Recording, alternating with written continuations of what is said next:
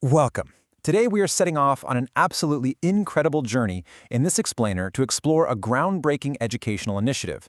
It asks a pretty fascinating question. How exactly can traditional African culture bridge the gap with formal Western science? As you'll see, we're going to look at how indigenous knowledge, stuff passed down through generations, isn't just history, it is hard, rigorous science. Okay, let's dive right into this. Can a traditional African granary teach the laws of thermodynamics? I want you to take a second and really think about that. It's a question that completely challenges our fundamental assumptions about where hard scientific knowledge actually lives. We've kind of been conditioned to believe that science only happens in sterile laboratories with white coats and complex machinery, right? But today, we're going to see how local cultural artifacts and just everyday structures are actually masterclasses in physics. Section 1. Alienation in Western STEM.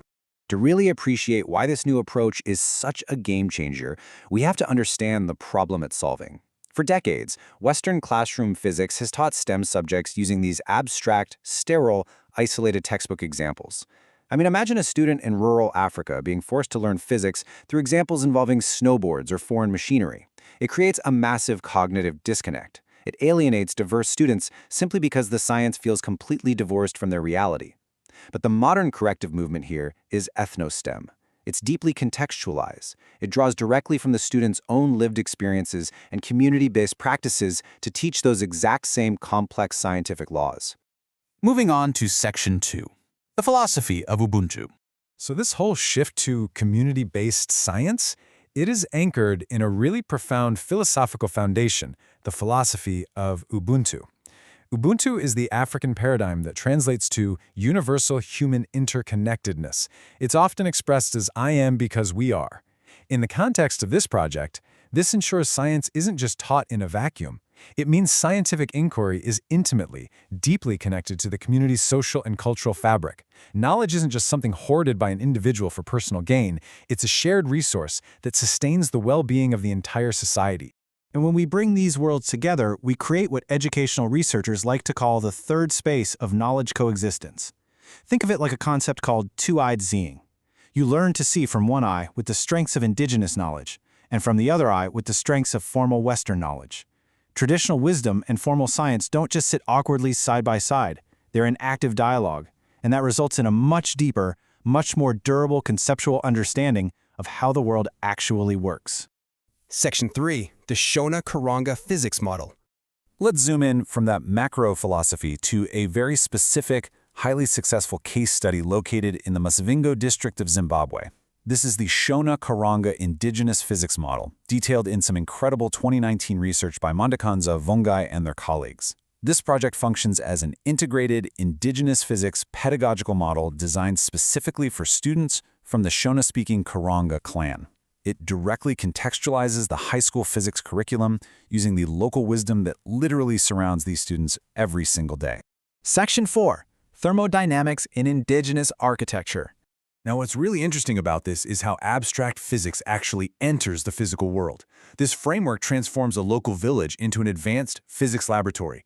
Instead of just reading about heat transfer in some dusty textbook, students analyze the original knowledge embedded in local structures. They study the specific thermal properties of traditional materials used to build homes. They explore the precise insulation mechanics of mud and thatched granaries. And then, here's the kicker, they directly correlate these real-world observations with the formal laws of thermodynamics.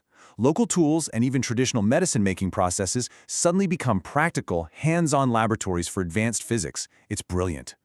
On to Section 5, Transformative Participatory Research. Now, you might be wondering, who actually designs a curriculum like this? Well, it requires a very specific methodology known as a transformative participatory research design. Basically, the curriculum is co-constructed on the ground through active collaboration.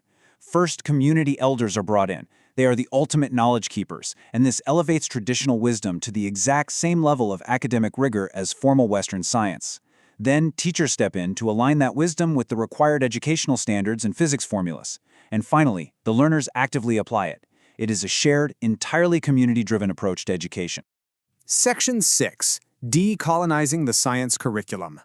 So, the crucial point here, zooming back out to the macro perspective, is that the success of the Shona-Karanga model represents a massive breakthrough. For educational researchers, this is a highly effective method for decolonizing the STEM curriculum in Africa. It bridges the cognitive and cultural gap between Indigenous students' lived experiences and formal Western classroom physics. By positioning African cultural artifacts as legitimate, valuable tools for scientific inquiry, this model radically reduces student alienation. It proves that making complex physical laws culturally resonant doesn't water down the science at all. Actually, scratch that, it makes it more rigorous and deeply empowering for the learners. I want to leave you with a final, provocative thought to chew on.